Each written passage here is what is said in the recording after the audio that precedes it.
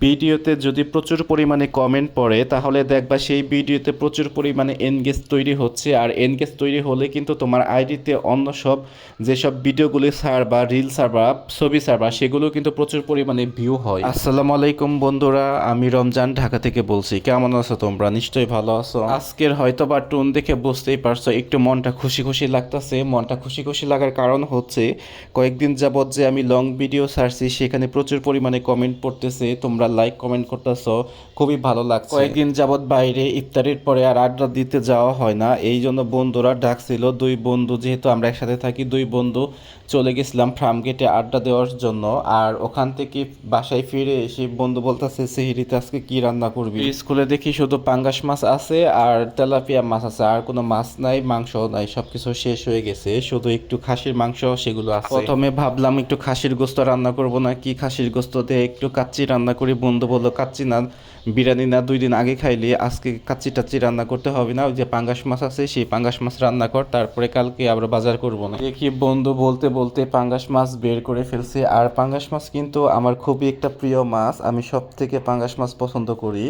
আমি ছোটোবেলা থেকেই পাঙ্গাস মাছ পছন্দ করার কারণ হচ্ছে পাঙ্গাস মাছে কোনো কাঁটা ছিল না, অন্য অন্য মাছে কিন্তু প্রচুর পরিমাণে কাঁটা ছিল, এই জন্য বাসায় আমি সবসময় ছোটোবেলায় পাঙ্গাস মাছই খেতাম, অন্য কোনো মাছ খেতে চাইতাম না। সেই ছোটোবেলার পছন্দটা এখনও রয়ে গেছে। অনেকে কিন্তু আবার পাঙ্গাস মাছ পছন্দ করে না, আবার অনেকের কাছে পাঙ্গাস মাছ খুবই প্রিয়। তো কার কার পাঙ্গাস মাছ খুবই প্রিয় সেটা কিন্তু অবশ্যই কমেন্ট করে জানাবা। পাঙ্গাস মাছের সব দিকই ভালো লাগে, কিন্তু একটা দিক খারাপ লাগে, খারাপ লাগার দিকটা হচ্ছে রান্না করা। আর আমি অবশ্যই যেহেতু পাঙ্গাস মাছ ভেজে রান্না করি, ভাজা ছাড়া আমি মাছ খেতে পারি না। যে কোনো ধরনের মাছই রান্না করতে হলে অবশ্যই ভেজে করতে হবে, ভাজা ছাড়া আমি মাছ খাই না। তো পাঙ্গাস মাছ যখন ভাজতে যায় তখন কিন্তু ঠাস ঠাস করে ফুটে, তেল ছিটিয়ে আসে, এইটাই আমার খুবই ভয় লাগে। এই যে দেখতেই পাচ্ছ রান্না করতেছি, আমি কিন্তু রান্না করতেছিলাম রাত তখন 2টা বাজে। আর ওই সময় বাসার থেকে আম্মা ফোন দিছে, ফোন দিয়ে আমার সাথে একটু কথা বলতেছি কি করতেছি না করতেছি, বলতেছি যে রান্না করতেছি। আর একটা জিনিস, এখানে পাঙ্গাস মাছের সাথে কিন্তু আমি কুমড়োর যে বড়িটা আছে সেই বড়িটাও দিছি। এই বড়িটা খেতে যে এত মজা, এইটা আমার বন্ধু ওদের বাড়ি নাটোরে, ওদের বাসা নাটোর থেকে নিয়ে আসছে, এত মজা, আমি এরকম বড়ি আগে কখনো খাইনি। তো আমি আজকে অনেকগুলি বড়ি নিছি যে মাছের সাথে আজকে রান্না করব। আর খুবই মজা হয়েছে, খুবই মজা হয়েছে। এর আগেও রান্না করছিলাম, তখনও খুবই মজা হয়েছে। সব কয়টা বড়ি আমিই খাই প্রায়, বন্ধু যেহেতু বড়ি খায় খুবই কম খায়, ওই রকম পছন্দ করে না, আমি পছন্দ করে দেখে নিয়ে আসছিল। আমাদের ঢাকা অঞ্চলে কিন্তু এই কুমড়ার বড়ি, শুটকি মাছ এগুলো পছন্দ করে না। মানে আমি তো আগে কুমড়োর বড়ি এগুলো চিনতামই না, এগুলো কিভাবে খায় সেগুলো জানতাম না।